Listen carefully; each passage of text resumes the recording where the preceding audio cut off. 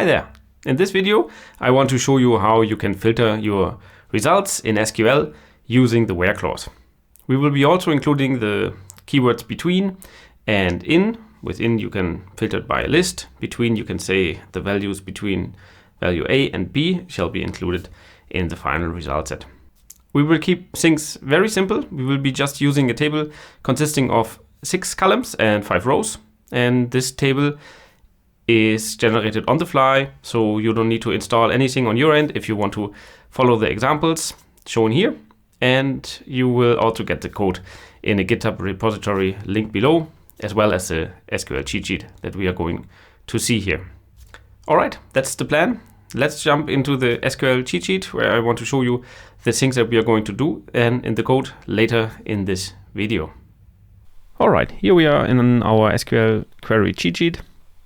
And on the top left, you have the employee table. This is the one that we will be generating now on the fly. You have here some IDs, the names and the salary, mainly of those employees.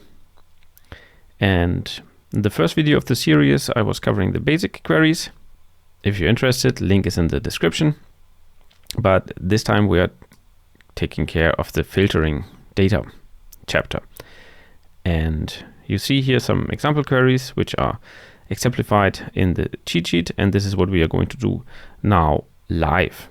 For that, I'm going here to GitHub, and here in this GitHub repository I have a collection just of some SQL query files which you can then use on your own, so copy paste it out here. Let's just do it.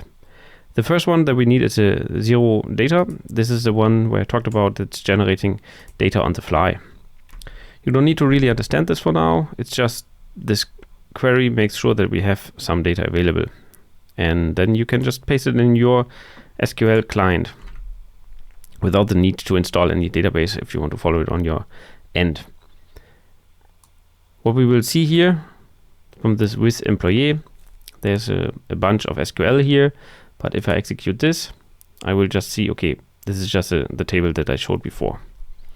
And how you shall use it is then the first thing that we are interested in is the 2.1 where, and I copy paste it just beneath here and we can run it. So what does this do? First, we have a select statement with the first name and the salary from employee. This should be familiar now for you. If not, go ahead and watch the basic video. And the new part is the where salary is bigger or equal to 80,000. So if I comment this out, so this one will not be running now, and run the whole thing, we will see that we have Ben with 100,000, John with 80,000, at 65,000, Ben again, another Ben 70,000, and Norman with 1,000. And after the from, I can add the where clause. And then I can specify a column here, in this case our salary, the one that we also show here. And this salary shall be bigger or equal to 80,000. And if I run this, including this condition, we see we are down to those two entries for the Ben with a high salary and John with the 80,000.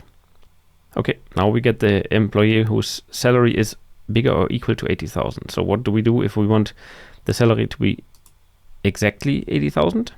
We will just remove the bigger sign here. Execute it, and fair enough, there we have it. Only John is left with his salary of 80,000. All right, let's say now we are interested in the employees whose salary is between 60 and 80,000. So we can then say bigger or equal to 60,000, and so we can combine conditions with the and the same column, salary less or equal to 80,000. Running this query, we will now also include add and Ben. Cool.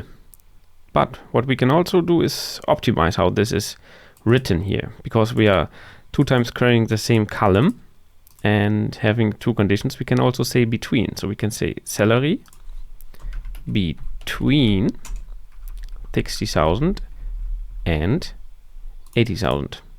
If I run this, the result stays the same. Indeed, it's doing exactly the same thing in the background, but yeah, much easier to read if you have it like this. Salary between 60 and 80,000. Okay, now we have filtered on number columns. We can also filter on text columns. So let's say we want to filter the first name column,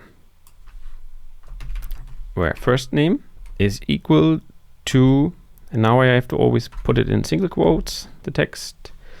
Let's say it shall be John. If I run this, it works. You see, only the John is left. So we are filtering now on this column instead of on the salary column. We could also combine it, but this would again happen with the end. I think you can imagine how that would work. With the text columns, we are able to do some special things. We can not just say is exactly equal to this, but we can say is like John. If I do this, nothing happens. But this like gives us the possibility to search for some wildcards in here. So I can, for example, write the following: B and then percentage. So what's happening now? First name is like B percentage. The percentage says here comes an arbitrary number of characters. So anything comes here.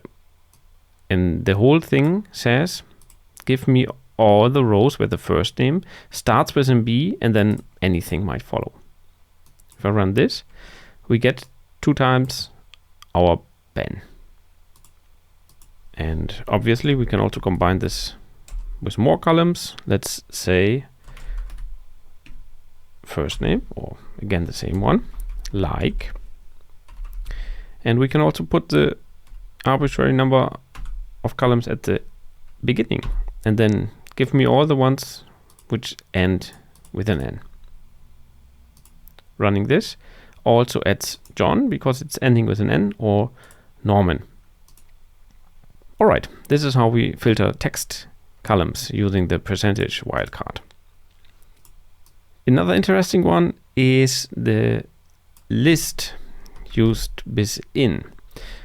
So I can say, give me all the first name and salary from employee where the first name is in a list of values. For example, in this case, it shall again be single quote texts. So give me all the Bens and all the Normans. And it works. Here is a list, comma separated, where you can add more and more values. I have here added now 2 values, but you are free to add as many as you want. That's then filtering on a list of values. The last thing I want to show you is how we treat null values. Let's remove our where clause again by commenting it out so it's not running. And we want more columns. We want to see the first name, the last name, and then I have here a column manager ID. If I run this, now I see that we have one employee who does not have a manager. He has a null value. Null values indicate an unknown or inapplicable value. So in this case, it's probably null because Ben Smith does not have a manager and therefore is like the CEO of this mini company. And if we want to filter by this manager ID for the null, I'd like to show you something that will not work, where we need to take special care of null values, because null is not really a value, it's more like a state. And this is something we need to keep in mind when we want to filter. If I say manager ID equals to 1, this will work perfectly fine. I will get all the ones except for this CEO entry. But if I say equals to null, where we would expect, once again, I show it, we would expect to get the Ben Smith entry. But when I activate this filter, equals to null, I get an empty result set, so nothing is returned. This is because we cannot ask unknown to be equal to unknown, which null stands for in the end. And what we have to do is, and this is something, it's also in the cheat sheet and something to definitely remember, we need to ask for is null. So in this case, manager ID is null, and then there you go, there he is. All right, those are the cases that I wanted to show you regarding the filtering of SQL result sets. And if you have any questions, leave them in the comments and I try to get back to you as fast as I can.